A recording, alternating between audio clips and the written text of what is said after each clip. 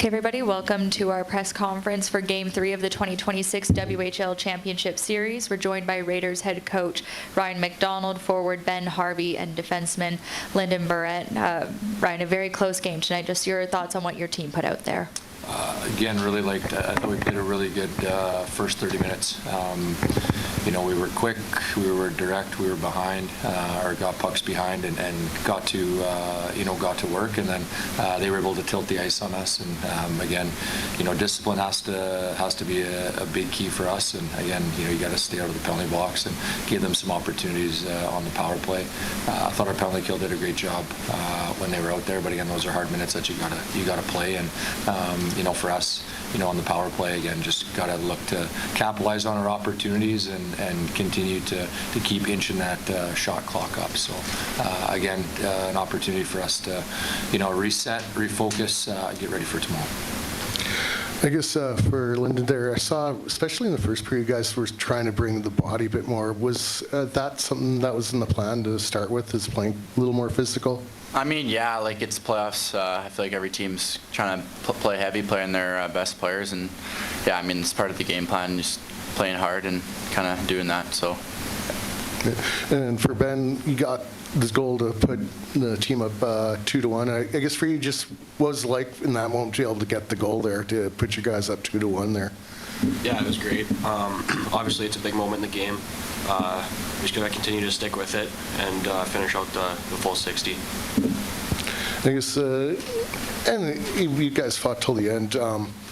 I guess, yeah, just even like Boychuk's last shot just missed the top corner there. Yeah, just thoughts on how just being able to battle and just your thoughts on that, being able to do that in this one. Yeah, again, it's playoff hockey. It's hard to get to the inside. You're fighting for every inch, and you're fighting to get to the inside and protect the inside. So again, for us, it's a premium on, again, getting pucks off the wall and getting them to the paint and giving ourselves those second and third opportunities. And you got to be quick, you got to be direct, and you got to make sure that you have net front presence. And on the flip side, from the defensive side, again, you got to be heavy, have heavy sticks, and continue to get pucks north. For Ryan, no Daxon Rudolph in the lineup here tonight. Just how did that change up how you managed your blue line in this one? Yeah, I mean, ultimately, yeah, he's a big piece of what we do out there. And again, I thought the guys, they continued to battle hard all night. And again, we got to make sure that discipline is key, so we don't have to play those extra hard minutes on the kill. And again, just making sure that we're moving pucks and getting pucks going north quickly. Lyndon, how did the role of all the defensemen stepping up go in your eyes? It was good. Obviously, I'm willing to take the role. It's something I honor. Just kind of trying to go out there and play my game as best I can. And Juice, obviously, a good player, so that's not very hard to adapt to. So. What did you think of Hubert in his first WHL playoff game? Yeah, I thought Hubie did a tremendous job, and he's done a tremendous job all year. When he's been called upon, and getting injected into the lineup, isn't easy if you sat out a couple games or some games consistently, and to get injected into a finals where you haven't played for a little bit. I thought he did a really good job, and you look at the first PK, he had a tremendous block off a half wall one timer. So again, did a great job getting himself right into the game right away. How have you seen Max Heisey's game trending through this series? Again, Heise is a player who, possesses a tremendous amount of speed. He defends really hard. Again, gets on the transition and gets his feet going and gets pucks underneath. He does a tremendous job with his details and hunts and finishes his checks. Again, just nice to see him get rewarded on the power play there with that backside flank shot. And again, just a guy that we rely on in all situations. Familiar territory for this group. You're down 2 games to 1 to Medicine Hat. Just what can you draw from that experience to help you in this series? Yeah, again, it's never easy. You're in the finals. No games are ever easy. So again, just got to keep fighting and got to keep striving for that consistent 60-minute effort. And again, making sure that our details and our habits are tight. And again, keep inching forward. And a question for Ben. You've been on that line with McKegarty and Heisey. 2 older guys, and you've been trusted in all situations for this group. Just what does that mean for you as a younger player to get that trust from your coaching staff on the biggest stage in the WHL? Yeah, it means a lot. Obviously, as a player, you want to put yourself in that situation and try to excel in every opportunity you get. So I want to continue to build and do what I can to help the team succeed. Thanks for this, guys. Thank you.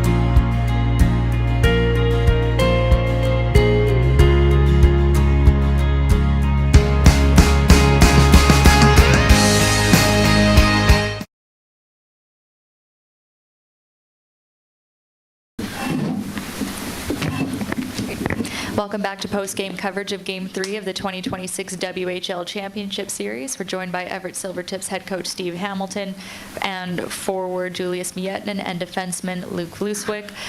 Steve, just first off, your thoughts on a comeback victory tonight?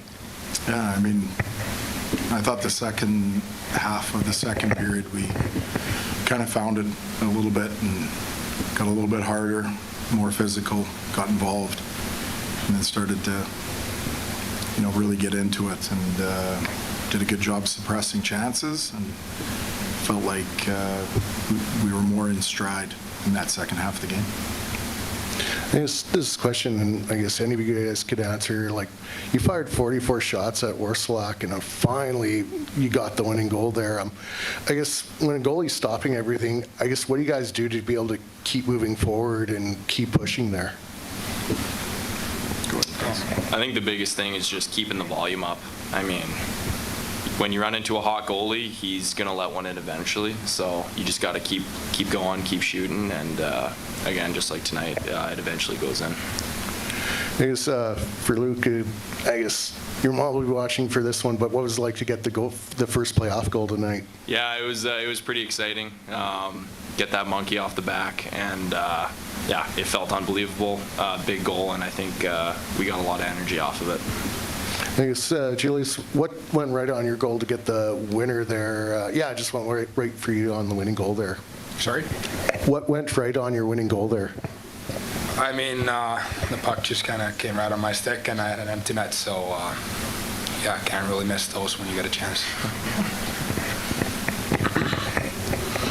Steve, just, I know you've played in some tough buildings throughout this playoff run, but just how did you feel like your group was able to manage the crowd and the atmosphere here in this one tonight?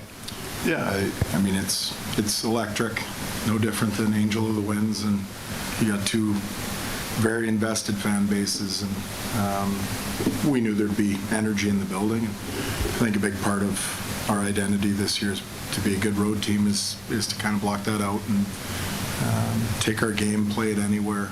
It's kind of been our mantra from day one, and guys have really embraced that. And as much as the fans create the atmosphere, I mean, the game's decided on the ice, and that's an important piece for us to kind of block that out and just move forward and be in the moment. Question for Julius. Your line has been so dangerous in this series, all 3 games. Just for you guys, what's kind of the straw that stirs the drink for you guys?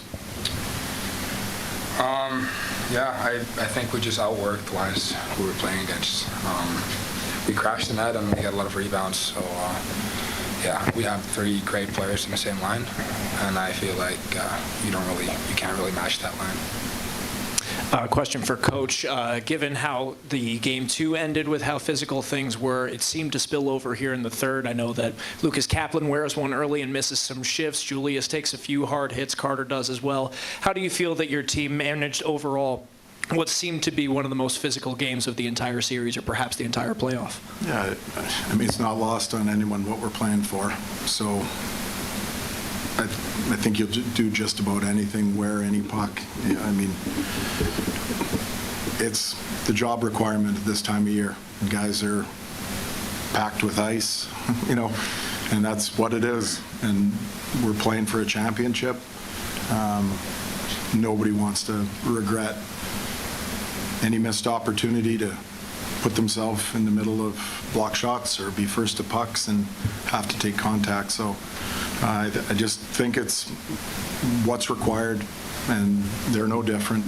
I mean, they've got their ice packs out too. Everybody's heavily invested here, but at this time of year, nobody's going to shy away. Julius, as someone in particular, I know that you blocked a shot early that you wore right in the skate. You took a couple of high hits as well in front of the net. How do you feel that you were able to personally persevere throughout the game? How do you like engaging physically throughout tonight? Yeah, I feel like that gets me going when other guys are in my face and when other teams are playing hard against me. I think it pushes my game, and I get energy out of it. At one point, Luke Matias Ueda was leading the team in shots on goal heading into the third period. It seemed like your pairing was generating a lot tonight. How do you feel the two of you were gelling throughout the evening? I thought we were great tonight. Yui was getting a lot of shots through, which creates more shots, creates chances, and when he dished that one over to me, then it ended up going in the net. So I think we were great tonight, especially in the O-zone. Coach, your perspective on Ueda's play tonight? Yeah, really good. I thought he was involved and moving his feet. The barn's smaller here. Our defensemen have to get back to pucks quickly and make key decisions, and that was a lot of what we talked about going into this game, is how important it is to handle pressure and make sure you understand real pressure versus perceived pressure, and because things can happen quickly in a smaller sheet. I thought our guys really handled that well. I thought, Matty really moved his feet, and all the guys did a good job at that. But we need offense from our back end. I mean, it all ties together. It's tough to generate. They're a very disciplined team. They're very structured and organized, so there's not a lot of free ice. And if you're going to play 3 versus 5 offensively, then we're getting nothing. So we need 5 guys involved in the offense, and our D has recognized that all year. It's been a big part of our identity, and you can't change now. You got to make sure that everybody chips in. Last question out of me. I know that your team has a couple of key penalty kills in the third period. Given the success of Prince Albert in the first couple of games on the power play, how do you like how your kill overall adjusted and came up with a couple of clutch stops there? Yeah, I mean, it was a pivotal point in the game. I'd prefer we didn't have to see it at that time of the game, but the bench talk was good. Like, there's a sense of confidence, a sense of purpose when you're going into those moments. And I mean, let's be honest, the game hangs in the balance in those types of moments. And guys dug in. Again, key blocks. Your best penalty killer is always going to be your goaltender. Thought Anders was excellent tonight. And we dug in and we got it done. And sometimes, how you want it scripted and how it gets scripted are two different things. But we took the hand we were dealt there, and we really got it over the line. So I was proud of our group in that third, and one step further down the road.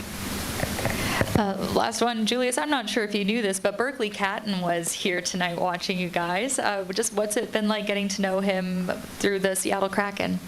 Yeah, I mean, he's a great guy. Like, of course, a great player, but I would say a better guy. Like,